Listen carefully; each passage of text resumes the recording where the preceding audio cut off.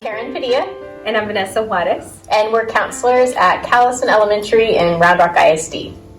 I think the biggest misconception that people have is that you can tell when a kid is hungry, or that you can tell when a kid has not had a meal.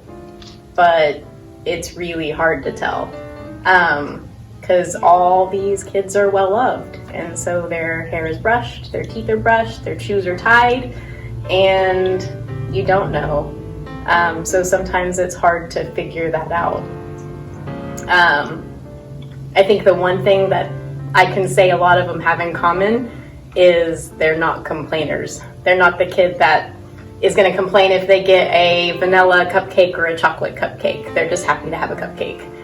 Or like the infamous cheese sandwich. Like they would never say anything about eating a cheese sandwich, because I think they understand the difference between eating because it's mealtime and that's something that you do and it's fun and enjoyable, versus eating for sustenance.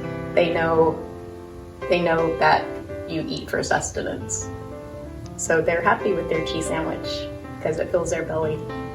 And I think sometimes people wonder like how families get in this position, because it seems like food is such an essential item that you would spend all your money, towards that. But I think what happens so often is that people's budgets are so tight, the only wiggle room that they have is in their grocery budget. And so if there's an emergency, if the car breaks down, or something gets broken, the cell phone needs replacing, that's where the budget comes from, is the grocery money.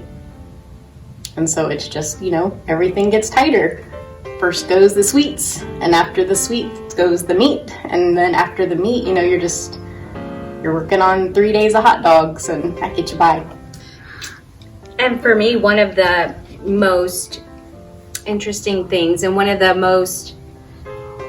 brought serious awareness and just really brought me down to reality, was when I first got to Round Rock ISD and thinking that the students in Round Rock, I don't know why, but I consider Round Rock to be more affluent, as being one of the suburbs of Austin. And so I think this is not something you would see. It's not common. And when I first arrived and started working in Round Rock ISD and I got to Callison, I was so surprised to hear that at least 10% of our population there at our school is food insecure. And I think it's just really important to know that we have programs that we can depend on, such as Backpack Friends, to be able to provide those meals to our students for the weekends, just so that they can make it through. And it's a big deal to them. It's a big deal. And for some kids it's a security. If we're late delivering, we start to get questions. Am I going to get my bag? Where's my bag? And when they get it, they're genuinely happy. Genuinely happy. It's like a sense of relief for them. So it's just amazing that we have programs like yours, and people who are willing to put the time into just creating the meal kits for our students, so that they can have a weekend where they get to eat something. Yeah.